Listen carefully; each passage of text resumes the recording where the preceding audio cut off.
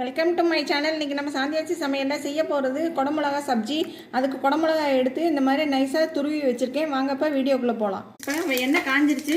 கருவேப்பிலை, வரமிளகா, வெங்காயம் நல்லா வதக்கிட்டு இப்போ காமிக்கிறேன். இப்போ அடித்து வச்சுருக்க தக்காளியை ஊற்றி நல்லா பச்சை வாசனை போக நல்லா வதக்கிக்கலாம். இஞ்சி பூண்டு பேஸ்ட்டையும் போட்டு பச்சை வாசனை போக வதக்கிக்கலாம்.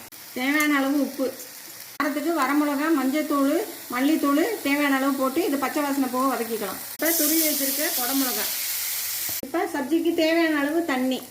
என்னுடைய சப்ஜி சூப்பராக ரெடி ஆயிடுச்சு. இப்போ இதுக்கு மேலே நம்ம சீரகத்தூளும் கரம் மசாலாவும் போட்டுக்கலாம். அப்புறம் என்னோடய சேனலை எல்லோரும் சப்ஸ்கிரைப் பண்ணுங்கள், லைக் பண்ணுங்கள், ஷேர் பண்ணுங்கள். அப்புறம் மெயினாக கமெண்ட்ஸில் சொல்லுங்கள். இப்போ இதை கிண்டி விட்டு இப்போ காமிக்கிறேன். நம்மளுடைய சப்ஜி ரெடி ஆயிடுச்சு. நான் டிஸ்பிளேல வச்சுட்டு இப்போ காமிக்கிறேன். நம்மளோட இந்த சப்ஜி சப்பாத்தி, அப்புறம் பூரி, அப்புறம் தயிர் சாதம் எல்லாத்துக்குமே ரொம்ப சூப்பராக ரொம்ப நல்லாயிருக்கும். எல்லோரும் கண்டிப்பாக செஞ்சு பார்த்துட்டு கமெண்ட்ஸில் சொல்லுங்கள் எப்படி இருந்துச்சுன்னு. அப்புறம் லைக் பண்ணுங்கள்.